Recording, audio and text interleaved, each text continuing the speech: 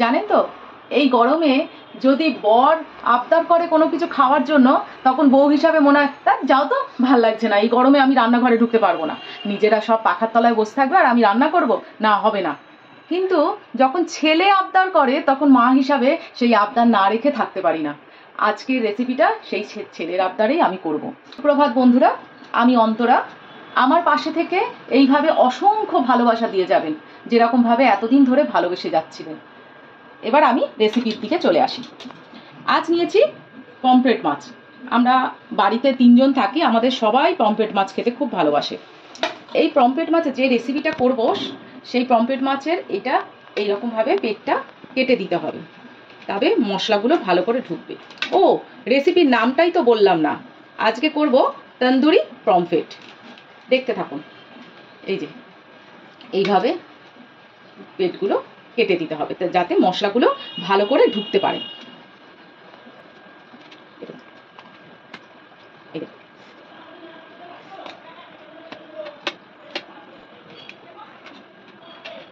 আমি সবগুলো এইভাবে কেটে নিলাম।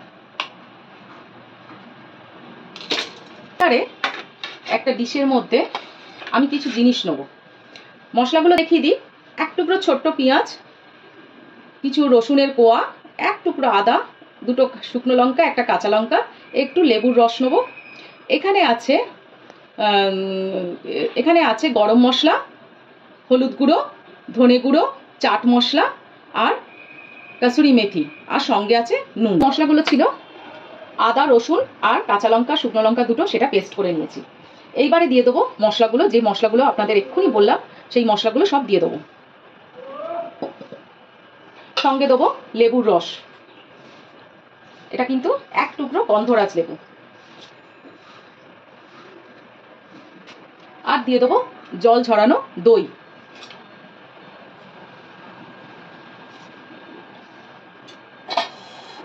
আর দিয়ে দেবো বেসন।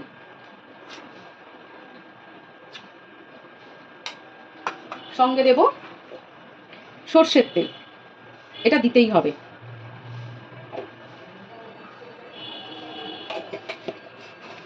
এবারে এই মশলাটাকে একটু মেখে নেব।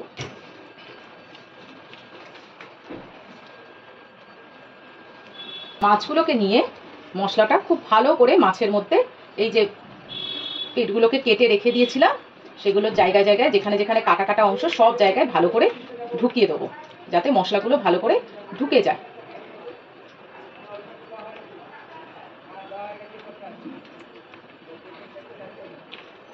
এই দেখুন, দেখুন আমি এরকম ভাবে ঢুকিয়ে দিচ্ছি মশলাগুলোকে।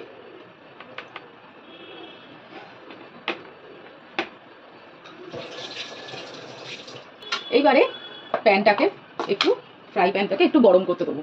শুধু বাটার দেবো না, বাটার দিলে পুড়ে যাবে, তাই জন্য বাটারের সঙ্গে একটুখানি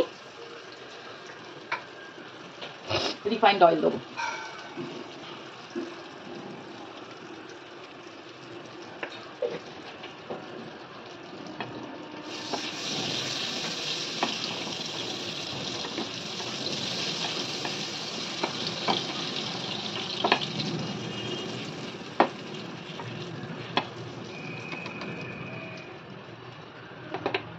এইবারে এটা ম্যারিনেট করে 15-20 মিনিট রাখলে খুব ভালো হয়, কিন্তু আমার হাতে এখন সময় নেই, তাই জন্য একেবারে আমি ফ্রাই প্যানে দিয়ে দিচ্ছি।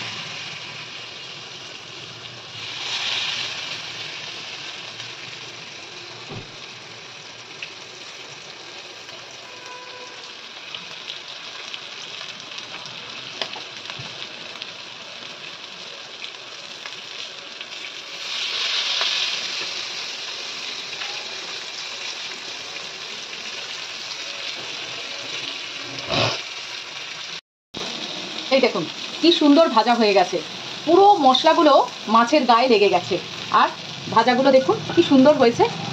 এবার আমি এটাকে এরমভাবে নিয়ে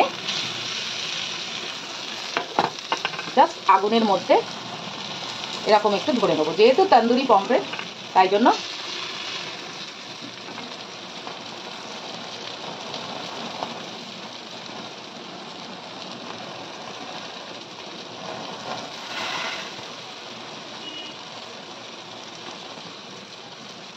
দুদিকটা হালকা করে পুড়িয়ে নিলাম। একটা পোড়া পোড়া গন্ধ আসছে, যেটা আপনাদের একদম আমি শোকাতে পারছি না। এই দিয়ে দিলাম। এই যে এই আমার তন্দুরি পমফ্রেট, খুব সুন্দর দেখতে লাগছে, খেতেও অবশ্যই ভালো হবে। এর আগেও আমি খেয়েছি তো, আমার ছেলের বায়নায় আজকে এটা করলাম। আপনারাও বাড়িতে করে দেখবেন। টাটা।